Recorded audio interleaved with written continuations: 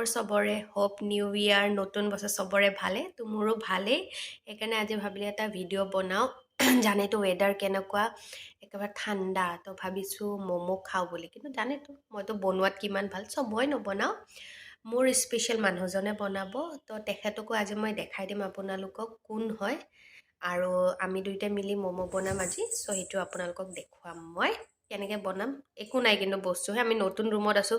না ম'ম' বনোৱা যিটো বাচন থাকে সেইবোৰ একো নাই আমাৰ যি আছে ঘৰতে আছে তো আমি তাকে ভাবিছোঁ কেনেকৈ বনাম নাজানো খাব মন গৈছে ভাবিছোঁ বাহিৰত যিটো মানে পাওঁ সেইটো কেনেকৈ বনাই ন জানেইতো চবে লেটাৰ বোলো আমি নিজে ঘৰতে বনাওঁ আমি দুইজনে আছোঁ বেছিটো নালাগে অলপ বস্তু দি হৈ যাব সেইকাৰণে ভাবিলোঁ আমি নিজে বনাম কিন্তু কি হ'ব নাজানো আৰু ট্ৰাই কৰিম ঠিক আছে আপোনালোকে মোৰ লগত এতিয়া থাকক মোৰ ম'ম' বনোৱা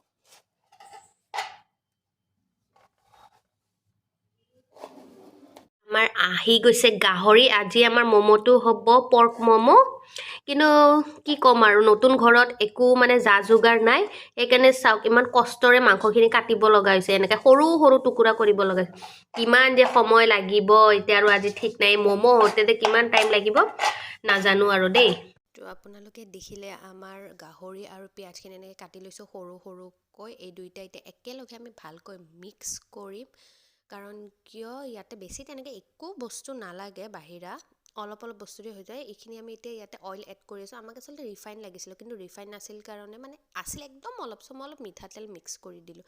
চ' এই দুইটা মিক্স কৰি ইয়াতে আমি এতিয়া ধুনীয়াকৈ ইয়াতে যাৰ যেনেকুৱা মানে নিমখ লাগে মানে নিজৰ হিচাপত তেনেকৈ দি ফালে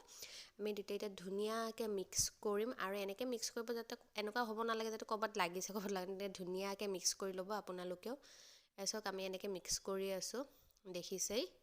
এই দুইটা এতিয়া আৰু মানে হ'বই আৰু দেখিলে বেছি একো দৰকাৰ নাই আপোনালোকে এনেকৈয়ে ঘৰত বনাব পাৰিব ইজিলি আমি এনেকৈ ৰুটিৰ নিচিনা কৰি বেলি লৈছোঁ এইটো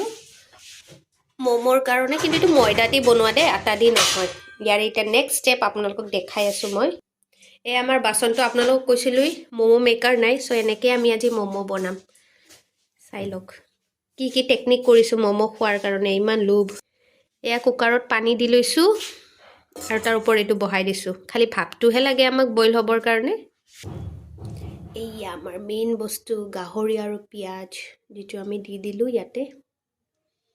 এতিয়া মেইন আমি বনাই আছোঁ তাক শ্বেপ দিব ট্ৰাই কৰি আছোঁ ম'মৰ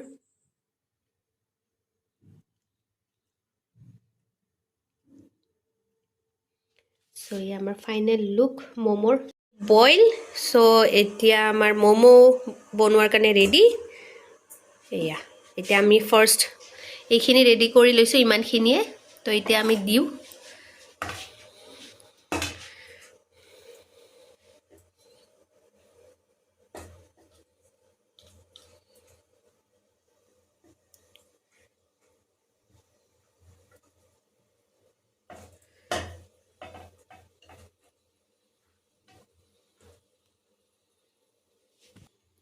এয়া ঢাকি দিলোঁ এখন প্লেটেদি এতিয়া চলো ৰেডি হৈ যাওঁ 10 মিনিট লাগিব চাগে সিজিবৰ কাৰণে 10 মিনিট পিছত চাই আছোঁ দেই ম'ম'টো কেনেকুৱা হৈছে টাইম ৰখাৰ পিছত ফাইনেলি আমাৰ ম'ম' ৰেডি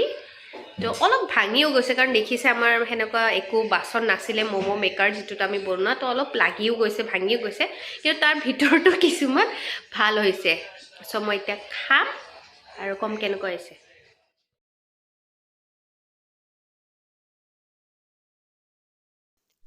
ফাইনেলি আমাৰ ইমান কষ্টৰ ফল পালোঁ ম'ম'টো ভালে হৈছিলে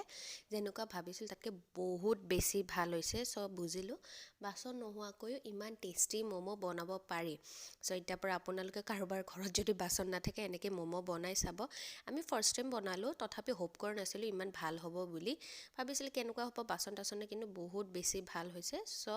হোপফুলি আপোনালোকেও চাগে বুজিলে কিমান কষ্ট হয় ম'ম' বনাওঁতে মই আজি বুজিলোঁ ম'ম' বনাওঁতে বহুত কষ্ট হয় কিন্তু যিয়ে হওক কষ্টৰ ফল সদায় মিঠা ইয়াকে কয় আৰু মোৰ খায়ো ভাল লাগিলে আৰু টেষ্টিও লাগিল চ' আজি এইখিনিতে বাই বাই আকৌ এটা নতুন ভিডিঅ'লৈ বহুত সোনকালে আহিম আপোনালোকৰ মাজত